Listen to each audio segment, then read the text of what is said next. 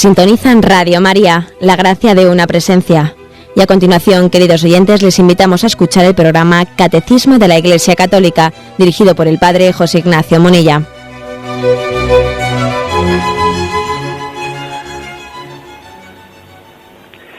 Un cordial saludo a todos los oyentes de Radio María.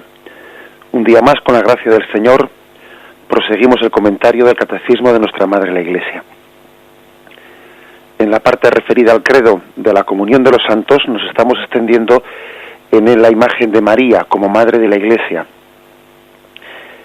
Comenzamos hoy con el punto 967. Ella es nuestra Madre en el orden de la gracia. Ese es el título con el que se introducen 4 puntos más del Catecismo. Ella es nuestra Madre en el orden de la gracia. El primero de ellos, el 967, dice así: por su total adhesión a la voluntad del Padre, a la obra redentora de su Hijo, a toda moción del Espíritu Santo, la Virgen María es para la Iglesia el modelo de la fe y de la caridad. Por eso es miembro muy eminente y del todo singular de la Iglesia. Incluso constituye la figura, typus, dice en latín, la figura de la Iglesia. Quizás convendría dedicar algunas breves palabras a profundizar un poco en qué se entiende por ese sentido de figura de la Iglesia, tipo de la Iglesia. En griego se dice tipos, ¿no? En latín se dice figura, que es un término que se utiliza para designar los simbolismos más originales que se descubren en el lenguaje bíblico. En el lenguaje bíblico se utilizan términos que están describiendo, son prefiguraciones, es una manera de hablar con frecuencia en la Sagrada Escritura, cosas que prefiguran otras que están por llegar. Lo tenemos en toda la Sagrada Escritura. Hay muchos términos que dicen que son ejemplo, parábola, sombra de lo que está por llegar, imitación. A eso se le llama ser figura, ser tipo. Por ejemplo, San Pablo pues describe muchos de estos tipos, ¿no? Por ejemplo, dice que el primer Adán, era una figura, un tipo del que estaba por venir, refiriéndose por Jesucristo. Por ejemplo, dice también él, los acontecimientos del Éxodo tuvieron lugar en ellos figuras que nos conciernen a nosotros. Por ejemplo, en el paso por el desierto, el maná era una figura de lo que estaba por llegar, que era el pan de la Eucaristía. En el paso por el desierto, aquella agua que brotó de la roca era una figura de lo que estaba por llegar, que era el agua de la gracia bautismal. Por ejemplo, pues en el paso por el desierto, aquella serpiente de bronce que fue levantada en aquel palo era una figura de lo que estaba por llegar, que era la cruz salvadora de Cristo. A todo esto se le llama figuras, prefiguraciones o tipos. Bueno, pues hay una serie de nombres, ¿no?, con los cuales se está dando a entender que todo en la Sagrada Escritura es como una insinuación mística, ¿no?, del cumplimiento pleno del plan de salvación. Una figura que está como adelantando, ¿no?, dándonos a entender el sentido más profundo. Estamos llenos de estos ejemplos. Por ejemplo, el caso del diluvio, que también la Iglesia lo entiende como una figura de aquel bautismo que nos iba a salvar. El arca de Noé es imagen del bautismo, en el que Dios nos salvaría de hundirnos en las aguas. Y tantos otros ejemplos en los cuales se hace lo que se llama la tipología, que es una especie de prefiguración del don de la gracia que está por llegar. Bueno, pues por eso dice San Pablo, de que vivimos que el mundo judío en el Antiguo Testamento vivió las sombras de las cosas venideras. El maná era la sombra del pan eucarístico venidero. el agua que brotaba de la roca era como una sombra de una realidad que iba a venir después. Pues es curioso, lo que ocurre es que aquí las sombras han venido primero y las realidades han venido después. Primero han sido las sombras, no como las imágenes, y finalmente en Cristo ha llegado pues el cumplimiento, digamos, la imagen en la que se proyectó la sombra en el Antiguo Testamento. A todo esto se le llama los tipos o las figuras o las prefiguraciones, ¿no? Que como veis, especialmente la Iglesia de los primeros siglos y la liturgia lo mantiene, ¿no? Porque veis cómo cuando vamos a la Santa Misa siempre se nos evocan figuras del Antiguo Testamento que las vemos cumplidas en Cristo. Y la misma Iglesia pues nos evoca cosas del Antiguo Testamento poniéndolas en conexión con el cumplimiento de ellas en Cristo. Bien, pues eso supone una capacidad, ¿no?, de ver la gracia de Cristo presente en todos los acontecimientos de la salvación, que eran sombra, que eran tipo, que eran prefiguración del don de la gracia que estaba por llegar. Bien, esa sería como una explicación simple de esa palabra que utiliza aquí el catecismo, de la figura o el tipo. Y en ese sentido se dice que María fue figura, fue tipo de la Iglesia. Bueno, es figura, es tipo de la Iglesia. Y da una serie de descripciones de por qué María es figura, es tipo de la Iglesia. Dice, por su adhesión a la voluntad del Padre, primer punto, por su adhesión a la voluntad del Padre. Algo básico, ¿no?, por lo que María es modelo de la Iglesia. Acordaros de aquella palabra de Jesús, cuando le dicen, tu madre y tus hermanos te buscan. Jesús dice, ¿quiénes son mi madre y mis hermanos? Y girando su vista alrededor, dijo, estos son mi madre y mis hermanos, los que buscan la palabra de Dios, ¿no?, y la cumplen. Quiere decir que María es especialmente, ¿no?, pues madre de Jesús, no ya tanto por su vínculo de consanguinidad, que María es carne de su carne y sangre de su sangre, ¿no? Y eso ya crea un vínculo maternal, pues que como todos hemos conocido, ¿no? Pero todavía María es más madre por adherirse a la voluntad de Dios, a la voluntad del Padre, que meramente por su vínculo de consanguinidad, por el hecho de ser carne de su carne y sangre de su sangre. Si eso es un vínculo pues que llega casi a fundir a la madre con el hijo, es superior, ¿no?, la unión de Cristo con su madre y de María con Jesús por su adhesión a la voluntad del Padre.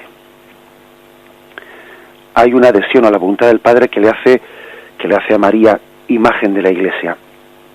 Si Jesús dijo, ¿no?, cuando entró en el mundo, sacrificios de terneros y de carneros no los aceptaste, como dice la carta a los hebreos, ¿no? Y entonces dije, he aquí que vine para hacer tu voluntad.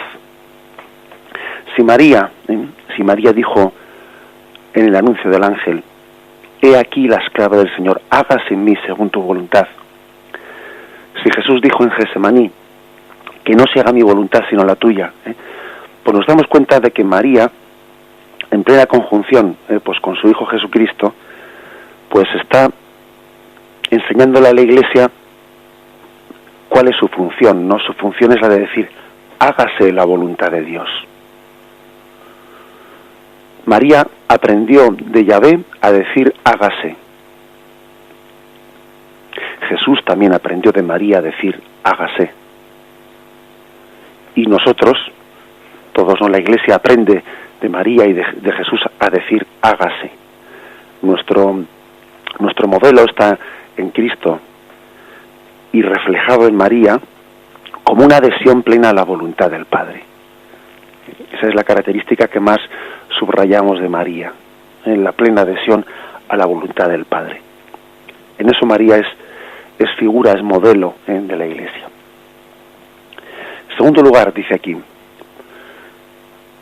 después de haber dicho por su adhesión a la voluntad del Padre, por su adhesión a la obra redentora de su Hijo. Cuando el anciano Simeón no le profetiza a María, y a ti una espada te traspasará el corazón. Desde el primer momento no vemos en María que ha sido plenamente asociada a la pasión de su Hijo Jesucristo, que María sufre con su Hijo y sufre en su propia carne, ¿no?, la pasión redentora de su Hijo, plenamente adherida a la obra redentora. Sin embargo, María no tiene un amor carnal, que a veces pueden tener las madres, un amor posesivo, propio de quien tiene un hijo y pretende poseerle para sí, y le cuesta mucho darlo para el mundo, a veces ocurre eso con las madres, que tienen un amor carnal, y entonces pretenden poseer a sus hijos y les cuesta darlos para la voluntad de Dios. Les cuesta darlos, ¿no? Igual se llevan un cierto disgusto pues cuando se casan, o cuando dan pasos en la vida, o cuando el Señor les llama a una vocación consagrada, les cuesta darlos, ¿no? Porque tiene un amor pero un tanto posesivo, no purificado. No ese es el caso de María. María es un acicate para que su hijo se entregue a la voluntad del Padre. Le vemos a ella en las bodas de Caná, que lejos de frenarle a su hijo, casi parece que le está empujando, ¿no?, para que se entregue a su obra redentora. Haced lo que Él os diga. Y cuando dice Jesús, mujer, todavía no ha llegado mi hora, parece que es casi María la que empuja la hora de Jesús, casi la que le está animando a su hijo, ¿no?, a su entrega redentora. Por eso creo que hay que destacar de María que, lejos de haber sido un freno a la entrega de Cristo en la cruz, ella pues ha sido alguien que le ha animado a su hijo camino de la cruz, y le ha animado no desde fuera, sino compadeciendo ella con su hijo, padeciendo con él al pie de la cruz. Es como si María hubiese sido el modelo de Simón de Cirene, aquel que le ayudó a Cristo a llevar su cruz. María está continuamente, ¿no?, pues cargando con parte de esa cruz, ¿no?, de su hijo, haciendo el camino junto con él.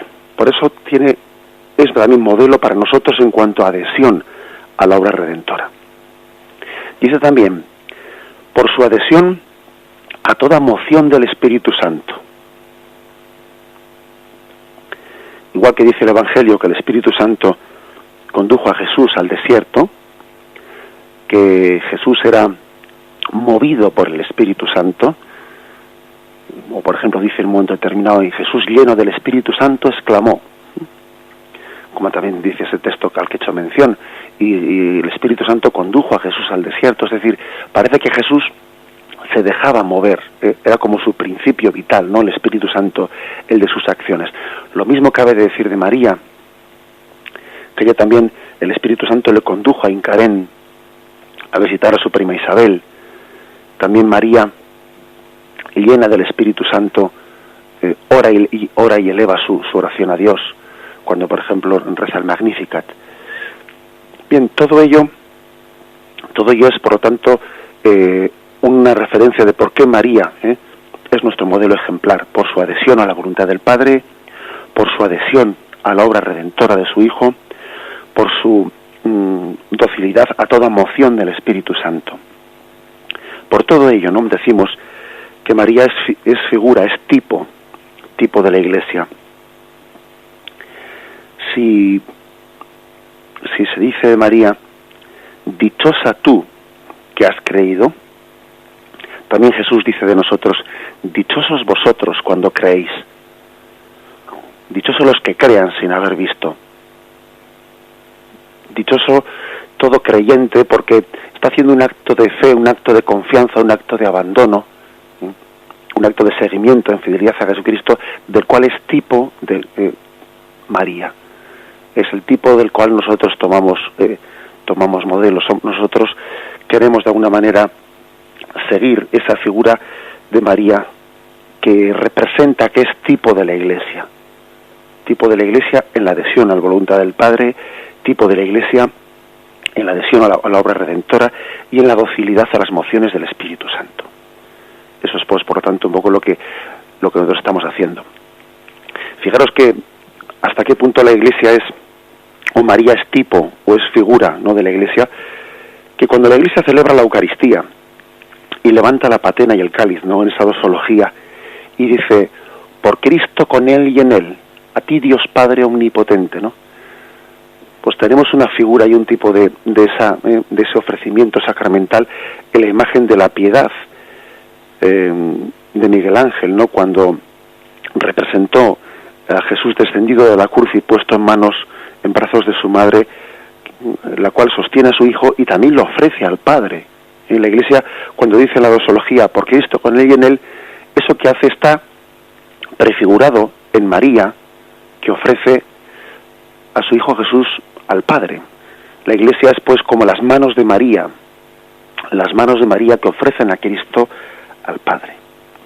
En ese sentido, también cuando la Iglesia consagra el cuerpo y la sangre de Cristo y lo hace presente en las especies eucarísticas, invocando a Dios Padre para que envíe el Espíritu Santo, pues también lo vemos eso preparado, no es más que una prolongación de aquel misterio de la Encarnación, en el que el Espíritu Santo es enviado por el Padre a las entrañas de María para formar en ellas a Jesucristo. María es pues figura, es imagen de la Iglesia, es el tipo, y así lo entendemos. Lo vamos a meditar. Y punto 968 dice así: pero su papel con relación a la Iglesia y a toda la humanidad va aún más lejos.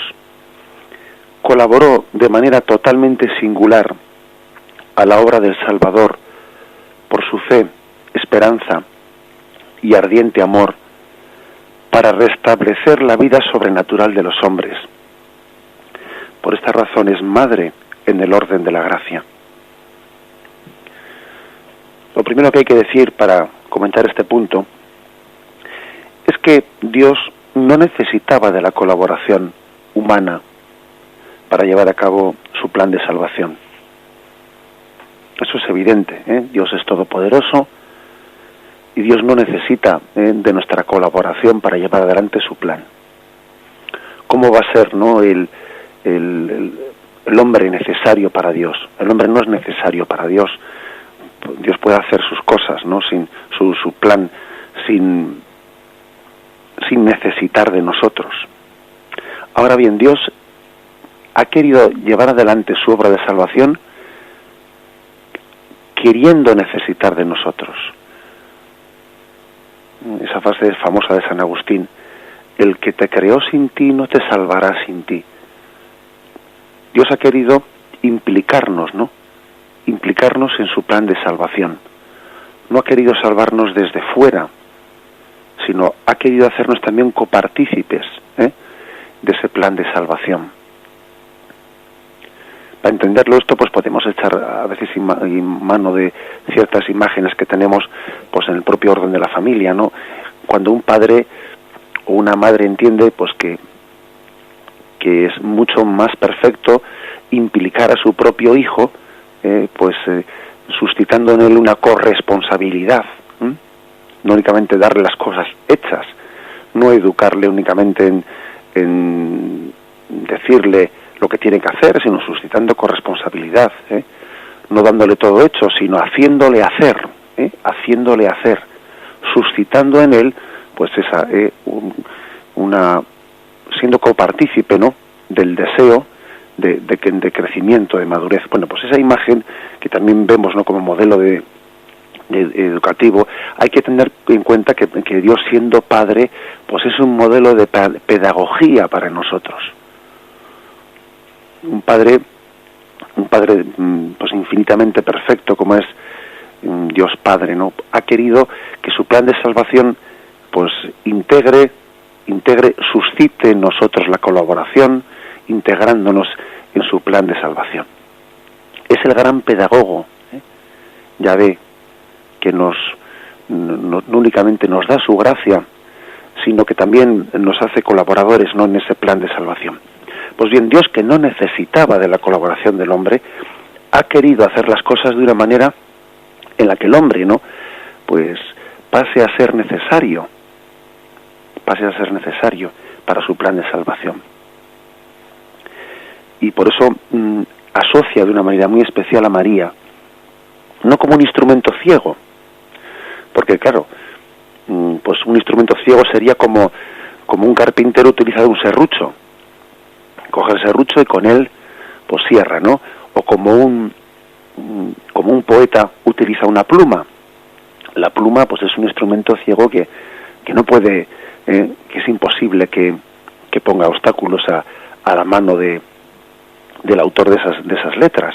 No, sin embargo, Dios ha querido suscitarnos, o sea, asociarnos a su plan de salvación, pero no como instrumentos ciegos, ¿no? Inertes, no, sino como colaboradores conscientes y libres, claro, lo cual suscita también pues muchos interrogantes, ¿no? Porque dice uno, sí, pero claro, el problema está de que si Dios nos llama a colaborar con Él, nosotros podemos ser un buen instrumento o un mal instrumento, porque un serrucho pues hará lo que la mano del carpintero le conduzca a hacer, ¿no? Pero claro, cuando es de alguien libre, pues puede ser que sea dócil o puede ser que no sea dócil, puede ser que utilice mal su libertad. Bueno, pues ese es el mérito también de María. Por eso también veneramos, ¿no?, a María como la perfecta colaboradora en la obra de Dios, porque Dios nos ha hecho instrumentos suyos sin anular nuestra libertad, no como un serrucho, no como una pluma, ¿no?, sino como seres libres.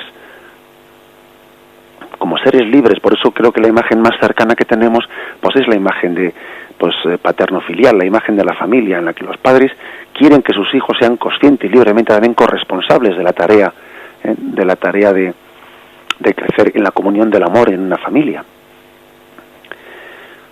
Por eso María es la colaboradora más activa a ese plan de Dios de salvación para todos nosotros. Colaboradora activa. En primer lugar, en vida de Jesús. En vida de Jesús fue una colaboradora activa que dice que es nuestra madre en el orden de la gracia. Pues sí, también lo fue en vida de Jesús, porque en la medida en que ella llevó en su seno a Jesucristo, Jesucristo ya era cabeza del cuerpo místico que es la Iglesia. Con lo cual los santos padres dicen, María nos llevó a nosotros en su seno. Nos llevó en su seno porque si llevó a la cabeza en el seno, también llevó a los que éramos cuerpo místico de su Hijo Jesucristo. Por eso María cooperó con su amor a que nosotros naciésemos unidos a Jesucristo. Porque además su maternidad ha sido más consciente que ninguna. A ninguna madre se le ha pedido esa especie de consentimiento para concebir, no como el ángel Gabriel se lo pidió a María. Es una maternidad plenamente consciente, plenamente libre, la que tuvo María. Por eso ella coopera libre y conscientemente con su amor a que nosotros naciésemos unidos a su Hijo Jesucristo. También al pie de la cruz tiene una maternidad consentida María, plenamente consentida, asociada a su Hijo en la cruz. No es la actitud de una madre que se limita a lamentarse, sino que entrega a su Hijo como corredentor. Igual que su Hijo Jesucristo pues afirmó, ¿no?, y así lo recoge el Evangelio de San Juan, a mí nadie me quita la vida, sino que soy yo la que la doy voluntariamente. También podemos decir eso bien de María. Nadie me ha quitado a mi hijo, sino que soy yo el que lo he entregado voluntariamente. María ha entregado, ha hecho una ofrenda. Nosotros, por desgracia, creo que en nuestra espiritualidad nos falta, ¿no?, esta capacidad de asociarnos al sacrificio de Cristo. Y muchas veces nos dedicamos a lamentarnos, a victimarnos. Victimarnos, lo digo un poco en el sentido irónico de la palabra, no en el sentido teológico de la palabra, ¿no? Como se dice popularmente, a ir de victimillas. Todo me pasa a mí. Es que soy un desgraciado. Todo me cae a mí me toca todo. Y a veces, pues uno perfectamente se queda en esa, ¿no?, pues en esa autolamentación, que no da el paso de la entrega generosa. Tenemos en María un modelo básico, ¿no?, para la espiritualidad cristiana. Ella se asocia al sacrificio de su hijo. No le están arrebatando su hijo, que claro que lo están haciendo, ¿no?, en un plano humano, histórico, pero hay también otro plano, el plano espiritual, el plano sobrenatural, en el que su hijo ya no es que sea arrebatado, es que ella hace ofrenda de él. Esta misma doble dimensión, ¿no?, la podemos vivir nosotros cuando alguien incluso se enfrenta pues a la enfermedad y a la muerte. Pues en un plano biológico es verdad que la enfermedad pues le quita, le arrebata la vida, ¿no? Nos arrebata la vida la enfermedad, el momento último de nuestra existencia. Pero espiritualmente hablando, no es que la enfermedad nos arrebate la vida, es que nosotros se la entregamos a Dios Padre. Él nos dio la vida y llega el momento de la muerte, el momento de entregarla. La frase de Jesús, a mí nadie me quita la vida, sino que soy yo el que la doy voluntariamente, esa frase tiene una aplicación directa a María, tiene una aplicación directa a cada uno de nosotros, en el momento de nuestro sufrimiento, de nuestra enfermedad, de nuestra muerte. Una cosa es que exista un plano de acontecimientos en los que la vida le sea arrebatada a Jesús, o a María le sea arrebatado su hijo, o a nosotros nos sea arrebatada la salud. Pero hay otro plano espiritual, sobrenatural, en el que Cristo entrega su vida, María entrega a su hijo, nosotros entregamos nuestra salud, entregamos nuestra vida. Y en eso María es imagen, ¿no?, de toda vida espiritual. Ella nos está enseñando, ¿no?, a hacer ofrenda. Por esta razón es madre en el orden de la gracia, dice aquí. Madre en el orden de la gracia. Porque por una parte, ¿no?, nos ha enseñado en vida de Jesucristo, nos ha enseñado cómo ser madre en el orden de la gracia, y también desde el cielo continúa ejerciendo esa maternidad en el orden de la gracia. Pero eso lo dejamos para la siguiente reflexión. Hacemos ahora un momento de meditación. 969. Esta maternidad de María perdura sin cesar en la economía de la gracia. Desde el consentimiento que dio fielmente en la Anunciación y que mantuvo sin vacilar al pie de la cruz, hasta la realización plena y definitiva de todos los escogidos, en efecto, con su asunción a los cielos, no abandonó su misión salvadora, sino que continúa procurándonos, con su múltiple intercesión, los dones de la salvación eterna. Por eso la Santísima Virgen es invocada en la Iglesia con los títulos de abogada, auxiliadora, socorro, mediadora. Decíamos el otro día cómo algunos santos habían muerto siendo muy conscientes de que en el cielo iban a estar mucho más capacitados, ¿no?, pues para continuar su labor, que iban a ser mucho más eficaz, ¿no?, que la que pudieran hacer en la tierra, pues en orden a este misterio de corredención con Cristo. Aquella famosa frase de Santo Domingo: os seré mucho más útil desde el cielo. Aquella expresión de Santa Teresita de Lisieux: pasaré mi eternidad, ¿no?, pues derramando gracias sobre la tierra. Bueno, pues si eso cabe de decir de Santo Domingo, de Santa Teresita, de otros santos, ¿qué no cabrá de decir de la Virgen María, que sabemos que es pues el modelo supremo de santidad, ¿no? Su maternidad está plenamente potenciada en el cielo, porque mientras que estaba ella aquí en la tierra colaborando con su hijo, es cierto, ¿no?, pues ella también era madre nuestra, pero también su maternidad estaba limitada pues por todas las limitaciones que supone pues nuestra condición corpórea. María también, mientras que no fue glorificada y asunta a los cielos, pues tenía todas las limitaciones propias de la condición mortal. Sin embargo, la condición glorificada en el cielo hace que su maternidad sea mucho más eficaz, sea mucho más efectiva, que ella nos conozca a todos, ¿no?, en esa visión beatífica que tiene en Dios nos conoce a todos perfectamente María, cosa que estando ella aquí ya no podía conocernos personalmente a cada uno de nosotros, pero estando en el cielo sí, porque María en Dios nos conoce a todos. Ella está como participando aunque sea de una manera pues limitada, como porque de criatura humana es, pero aunque sea de una manera limitada, María participa pues de esa omnisciencia y ese conocimiento de Dios que tiene de cada uno de nosotros. Como madre que es, Dios también le ha concedido esa capacidad de conocernos personalmente desde el cielo, y por eso la maternidad divina María la ejerce de una manera muy superior desde el cielo, ¿no?, que lo pudo ejercer desde la tierra. Eso se llama pues la economía de la gracia, que Dios ha querido hacer de ella pues un instrumento. San Bernardo decía que María es como, ¿qué entiende la Iglesia cuando se dice medianera de todas las gracias? Bueno, sabemos que Cristo pues es el único mediador. Ahora el punto siguiente lo vamos a explicar, aunque sea brevemente. Pero es verdad que Cristo, siendo la fuente, ha querido tener como un acueducto principal, ¿no?, por el cual su gracia llega a los hombres, que es el de María. Así como los santos, cada uno de ellos pues tiene una encomienda de intercesión pues particular hacia alguno de sus hijos, pues lógicamente Santo Domingo pues desde el cielo pues intercederá especialmente por aquellos que están encomendados a su patrocinio, a la familia pues religiosa que él fundó, etcétera. Así como ahí habrá otros santos que también tienen encomendados la oración pues por determinada nación que le tiene como patrono, etcétera.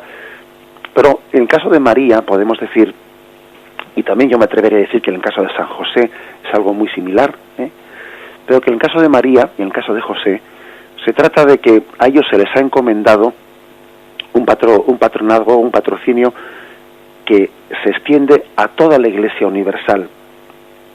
María es medianera de todas las gracias, gracias que después quizás algunos de nosotros nos lleguen también por intercesión de nuestro santo particular o de nuestro santo particular especialmente, digamos, pero sin embargo María es medianera de todas las gracias para todos los hombres de todos los tiempos.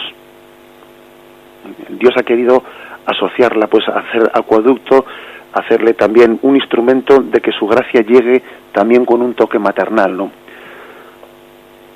También nos son presentadas de mano las gracias de Cristo con el rostro materno de María, con su rostro materno. Las gracias del amor de Dios, Él todavía quiere embellecerlas más, pues presentándolas de mano del rostro materno de María. Por eso insistimos en que la Iglesia le da estos atributos: abogada, auxiliadora, socorro, mediadora.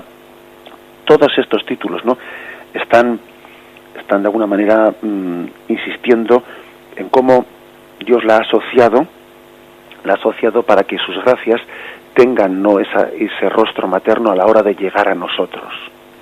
Son gracias de Cristo, claro, pero tienen ese rostro materno, no son concedidas de manos de su madre, tal y como ocurrió allí en las bodas de Caná. Además, San Luis Griñón María de Montfort, ¿no?, también él explica que María quiere ser también, en medio de lo que es la vida espiritual, quiere ser alguien del cual Dios se sirva para que los momentos de aridez, los momentos de desierto, las noches oscuras del alma, ella pues ponga ese toque de consuelo en medio de la aridez. Es verdad que la purificación que todos necesitamos en nuestra vida es árida, que esa purificación nos somete a pruebas fuertes. Sin embargo, Dios también, en esa especie de de equilibrio entre consolaciones y desolaciones, en ese equilibrio pedagógico en cómo purificarnos, se sirve de María para darnos el consuelo en el tiempo de la aridez, para que la cruz nos sea más llevadera, para que la purificación no nos resulte a veces sofocante, ¿no? María es el instrumento del cual muchas veces Dios se sirve para dar sus consolaciones. El momento de la noche se hace más llevadero por el hecho de que la luna está también reflejando pues el brillo del sol. así también es María, que en muchas noches oscuras del alma Dios se sirve de ella para darnos el consuelo de reflejar en medio de la noche de la purificación, para reflejarnos el consuelo de la gracia de Dios. Esa es también otra de las formas, ¿no?, las que María pues ejerce ese ser medianera, ese ser socorro, ese ser auxiliadora. Lo meditamos brevemente antes de pasar al último punto. Dice así el punto 970. La misión maternal de María para con los hombres de ninguna manera disminuye o hace sombra a la única mediación de Cristo, sino que manifiesta su eficacia. En efecto, todo el influjo de la Santísima Virgen en la salvación de los hombres brota de la sobreabundancia de los méritos de Cristo. Se apoya en su mediación, depende totalmente de ella y de ella saca toda su eficacia. Ninguna criatura puede ser puesta nunca en el mismo orden con el Verbo encarnado y Redentor. Pero así como en el sacerdocio de Cristo participan de diversa manera tanto los ministros como el pueblo creyente, y así como la única bondad de Dios se difunde realmente en las criaturas de distintas maneras, así también la única mediación del Redentor no excluye, sino que suscita en las criaturas una colaboración diversa que participa de la única fuente. Pero una vez más, el catecismo pasa a matizar, ¿no?, pasa a matizar para que se entienda bien lo que es esta misión maternal o mediación maternal de Cristo, que no hace sombra, no le quita el puesto central, ¿no?, a la única mediación de Cristo. Que cualquiera que podamos decir que es mediador, no es un mediador al margen de Jesucristo, sino participando de la mediación de Jesucristo. Es muy importante el término, comprender lo que significa el término participación. Una participación de quién es, de lo que hace Jesucristo. Jesucristo, él mismo, cuando está siendo mediador entre Dios y los hombres, su mediación es plena. No es que le falte algo, que venga la Virgen María o otro santo a completar lo que a Jesús le faltaba. No, a la mediación de Jesús no le falta nada. Estamos hablando de una participación, es decir, como hemos dicho antes, ¿no?, de querer asociar. Cristo quiere asociar a su obra, quiere redimirnos haciéndonos corredentores. Eso es algo maravilloso, ¿no?, el hecho de que no únicamente seamos sujetos pasivos, sino también sujetos activos. Quiere redimirnos, ha querido redimirnos haciéndonos corredentores, ¿eh? Esa es la forma del Señor de hacer las cosas. Es como cuando a un niño pues se le da a comer y al mismo tiempo se le aplaude porque él está como aprendiendo a comer también. Las dos cosas al mismo tiempo. Sus padres le dan de comer y le enseñan a comer. Incluso le felicitan porque ha aprendido a comer, cuando en el fondo todo es una acción de gracia, ¿no?, de sus padres. Pero así es también la forma en la que el Señor nos quiere hacer partícipes. Por lo tanto, es muy importante en la teología el término participación, que eso no le quita en absoluto la centralidad pues a la figura de Cristo, que es el único, que es el mediador en el sentido estricto de la palabra. Pero nosotros, aunque no sea en el mismo nivel, porque la criatura no puede ser mediador al mismo nivel que lo que es el Verbo de Dios, ¿no?, sin embargo, hemos sido también copartícipes. Y pone un ejemplo el catecismo que es muy claro, el ejemplo del sacerdocio, que Cristo ha querido prolongar su sacerdocio. Que Cristo dijo a los apóstoles: haced esto en conmemoración mía. Y Él ha querido necesitar de nosotros, cuando dijo: la mies es abundante, pero los obreros son pocos. Rogad al dueño de la mies. Es decir, un ejemplo clarísimo, ¿no?, de la importancia de que la mediación de Cristo se prolongue en otras mediaciones humanas que participen de la mediación de Cristo, es el sacerdocio ministerial y también el sacerdocio común de los fieles. Ese es uno de los ejemplos más claros en la Sagrada Escritura de cómo el Señor ha querido asociarnos a su mediación. El catecismo insiste mucho en su sensibilidad ecuménica intentando explicar la fe católica para que también nuestros hermanos protestantes entiendan que cuando nosotros hablamos de que María es medianera, o pues no estamos con ello quitando, como a veces han sospechado ellos, no estamos quitando la centralidad de Jesucristo. El catecismo de la Iglesia Católica ha tenido un esfuerzo muy grande a la hora de explicar los misterios de la fe católica con una argumentación teológica muy bien matizada, para que el mundo protestante o en otras cuestiones concretas el mundo ortodoxo puedan comprobar cómo la fe católica no se desvía pues de la fidelidad a la Sagrada Escritura y de la fidelidad a la centralidad de Jesucristo.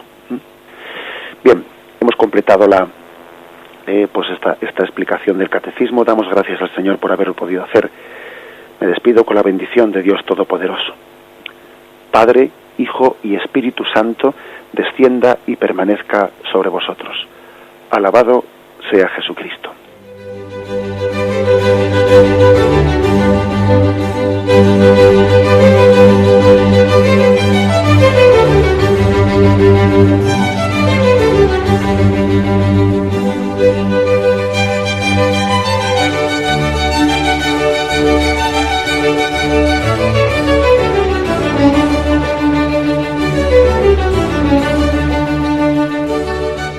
Y hasta aquí, queridos oyentes de Radio María, han podido escuchar el programa Catecismo de la Iglesia Católica, dirigido por el Padre José Ignacio Munilla.